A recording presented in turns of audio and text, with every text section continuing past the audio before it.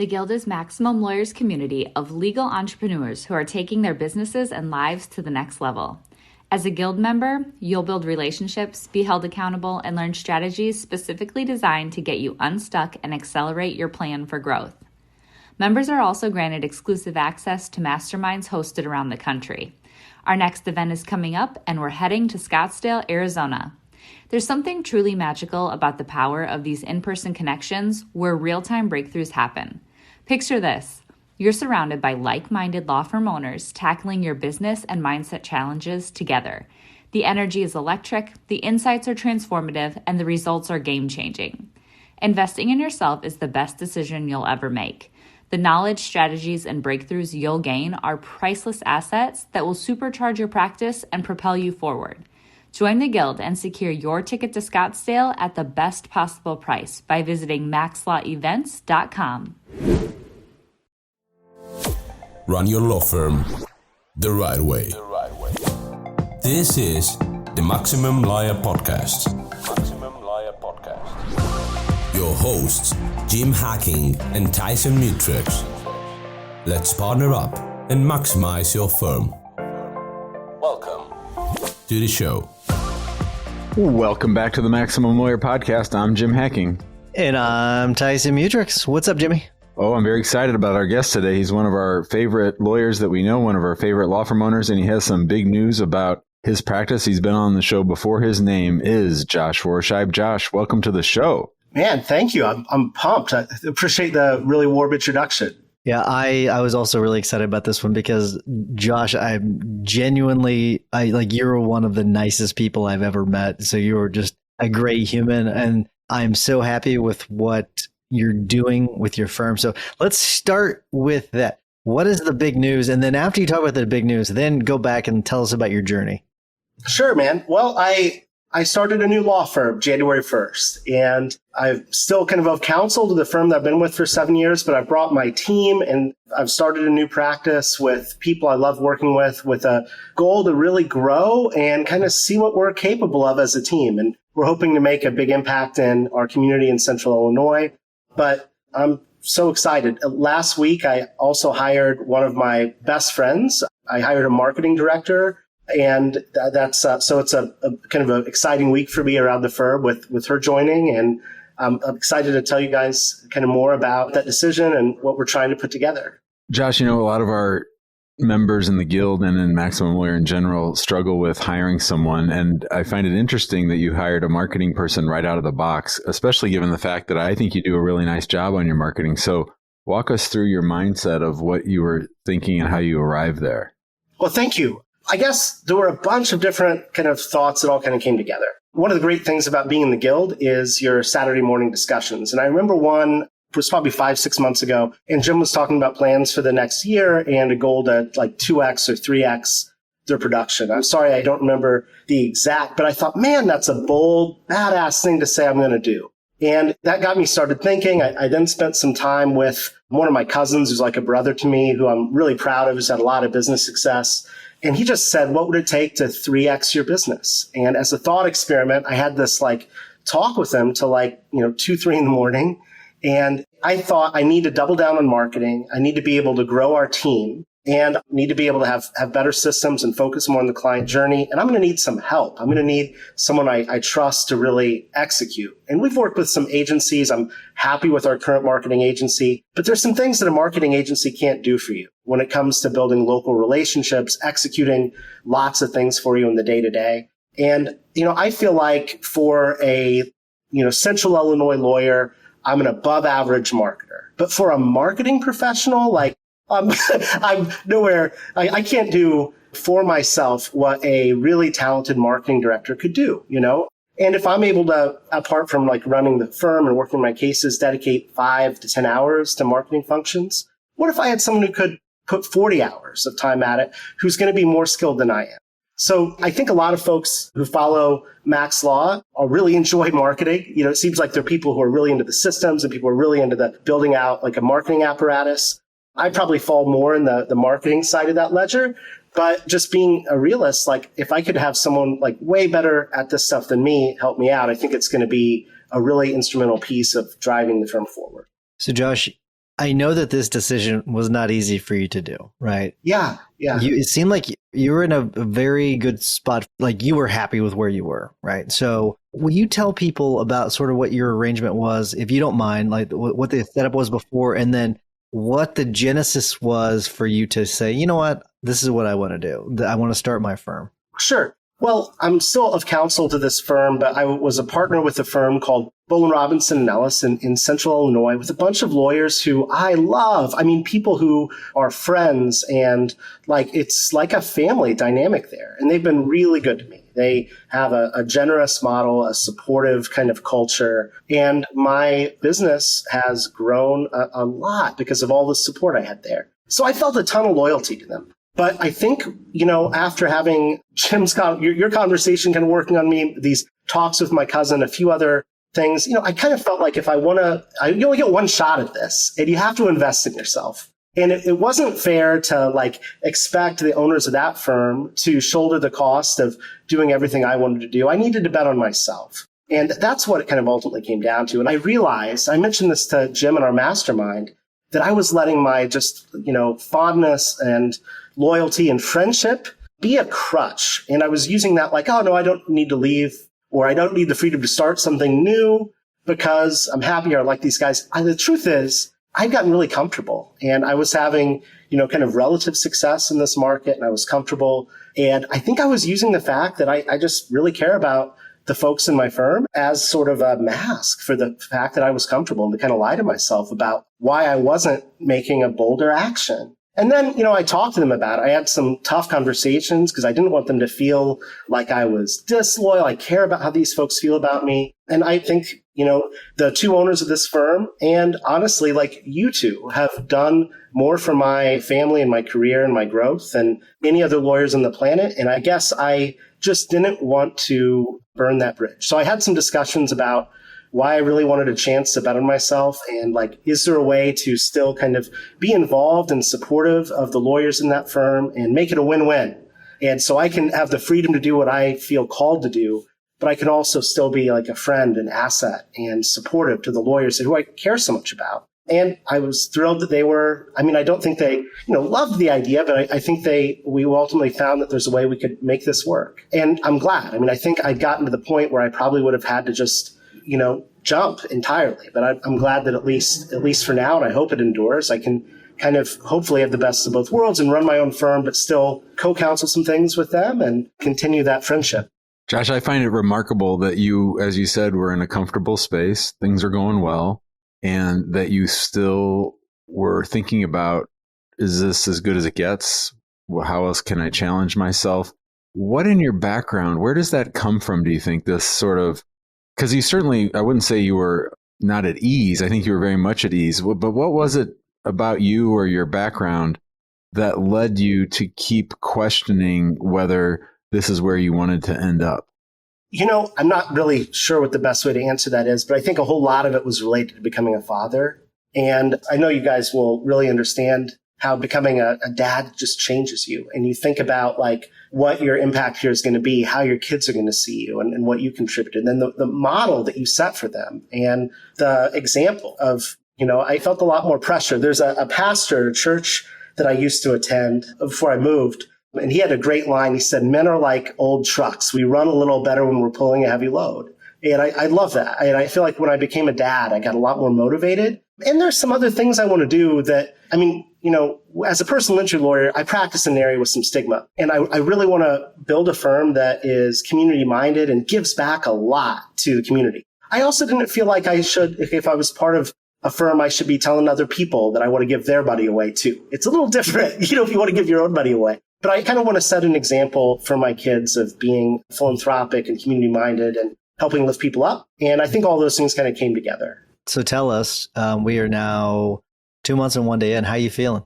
I feel good. I feel excited. I think it certainly helps that a week ago, a really good friend joined me. And I'm excited to see things being executed on that, we're kind of in my queue that weren't getting moved, and I'm excited to grow. I'm also, nervous because when it's your firm, there are no excuses. You got no one to blame but yourself if you're not executing, if you're not moving forward. And I was really comfortable, and I don't really know how to get from here to where I want to be. Like I'm struggling with like, what's the next hire? And how do I make sure we keep like the kind of values and vibe we have with our team as we grow? And I'm fortunate you guys have built a lot of great resources for lawyers to help like navigating those hard questions, but things are going really well.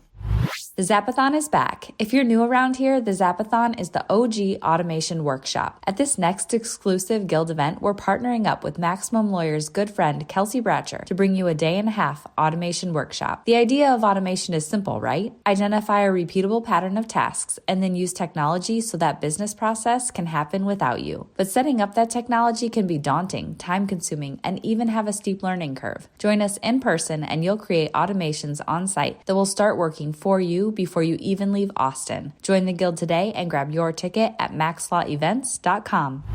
You're listening to the Maximum Lawyer Podcast. Our guest today is Guildian lawyer, dad extraordinaire, Josh Rohrscheib, Rohrscheib. And I spell that out because I noticed that the name of your new law firm is not Rohrscheib Law. Can you talk a little bit to our listeners about your decisions surrounding the naming of your firm? Yeah, so the firm's called Onward Injury Law. Onward, like we help good people get through a tough time. That's kind of the idea that we're working with there. Part of it, Jim, like I love my staff. I didn't want to inflict suffering upon them. I needed them to have to spell Rohrscheib like 400 times a day. Every time they give someone an email address or a website, like it's really hard. And I learned this the hard way. I used a virtual receptionist. And when I listened to the calls, man, they would mangle my, I mean, it was comical, like how, like not even close they would ever be. And there's no way that a client thought that was like an in-house person, you know? So part of it is this idea of, you know, wanting to have a branded firm to stand out in a market of where all my competitors, it's just a sea of last names. And that's fine. Some good reasons for that. But there were some other, you know, I'd like to be able to add lawyers without worrying about like egos and whose name's on the door and, you know, build kind of a brand. And, you know, also if I want to do some billboards and stuff later, maybe my kids won't get like razzed as much at school. I don't know. I just saw a lot of advantages. And while I'm not sure there are a lot of buyers of like law firms in Central Illinois, in some of my talks with like Chris Nicolason, you know, our admiration of what like the Connecticut trial firm is doing and stuff, it's hard not to see that if you have a branded firm, you have something that you could maybe a little bit easier to sell someday if you ever wanted to get out of this space. So there were a lot of reasons. The main one, though, Jim, is what you led with. It's just too hard on the staff. So I worked with a few different naming vendors that get a bunch of ideas. And my goal was to try to come up with a name that wasn't about us. Like it wasn't, you know, a rah-rah, we're X years experience, but something that we could at least tie to the client's journey. I mean, I feel like I've got to explain it like a little more than I would like, but I'm hoping that like a good tagline will help with that. If any of the listeners have really good taglines for Onward Injury Law, man, I'd love to hear from them. I would too. I think that'd be great. You know, you should spend an hour with Jim hacking because Jim's really good at things like that. So I guarantee it's already in his brain. It's processing. So I bet he'll have some good ideas. Have it by the end of the call here. Exactly. I wonder, I guess I got a couple questions in my head. The first one I want to ask you is, all right, so you are 2 months in, right? But there was some planning that went into this. It's not like you just started on January 1 and okay, you had to start from scratch there. You started before that. But has anything surprised you? Like, have you taken on any of the work that maybe your previous firm was doing? They're like, oh my gosh, this is different than I anticipated. Okay, I hate to sweat the small stuff and feel it all week, but I want to be real and a little bit vulnerable here. Like, as easy and like idiot proof as things like Gusto make payroll, it still freaked me out because I had one dear friend leaving an employer. I have people from my old firm who are betting on me and coming over with me. I was really worried about having a gap in health insurance. You know, so getting all the employee benefits stuff and the HR in place, I'm not at a size yet where it makes perfect sense to have a full-time office manager and HR, you know, bookkeeper. I just don't feel like I'm quite ready for that hire. So I've been like at least doing a lot of the initial setup myself. And, you know, at my old firm, that we have an excellent staff that takes care of all of that. And I think I kind of took for granted having those folks because I didn't realize quite how much of a pain it is getting all of the banking and the practice management and the transition too, like trying to move over like 70 some clients from one firm to another. We're still going through that. I mean, part of being of counsel is I'm able to close out some files, because the lawyers that I work with are great people. And they're like, the most important thing is the client and their experience. So if you're the client and we're like on the goal line, like it makes the most sense just to close the case out in that firm and pay them through that, So, just all these little things do kind of add up. Living in 2 different practice management systems, 2 different emails. Man, I can't wait to be through the transition. But that should be done by the end of the month. Tyson and I were speaking earlier today about sort of the second chance of starting a firm, after a partnership or after you've had some experience and some time under the effort. Talk to us about what it's been like for you to have that blank canvas and sort of what your thinking was as far as what you knew you wanted to have and maybe some things that you wanted to leave behind. Wow, man. Jim, you ask really compelling, profound questions. I knew it was a chance to try to upgrade the software and to try to, there's so many things about Tyson's firm that I really admire, like the way he invests in efficiency and systems and really about both of you guys. But I decided to make the switch to Filevine, and I'm hopeful that we can use some of the theory and lessons that you guys teach about automation and building in efficiency, and especially about building in client communication. I think if we become really great at anything, I want it to be like the client journey and their experience. And part of it is the discussions on the during unit. And I think most law firms don't give much thought to how often they're checking in, how often they're seeking feedback. And I'd like to once, or if we could twice in the life of each case, do something just really kind and unexpected to surprise the client. Just so, I think 1, it builds trust, but 2, it builds a massive referral apparatus. And 3, the folks we represent are people who are going through one of the harder chapters of their life. And if we can show them a little bit of added compassion and care in a personal way, that's like the kind of canvas I want our firm to. That's how I want us to the picture I want us to paint. We're not there yet, but that's kind of the goal, is trying to make the client journey as positive and supportive as we can. Josh, I wonder if in 10 years, right, you look back, so 10 years from now, what needs to take place for you to know, hey, it was the right decision to make this move? That's a great question, Tyson. I hope I can live up to this value, but we want to make a big impact in the community. We want to give a lot to causes to support children and safety issues too. But I'd love to be at a place where we're getting close to reinvesting 10% of our revenue into the community. And I know that sounds a little crazy. I feel a little embarrassed to say I almost view it as a form of tithing, because I think it's also good marketing and good business. I'm halfway between St. Louis and Chicago.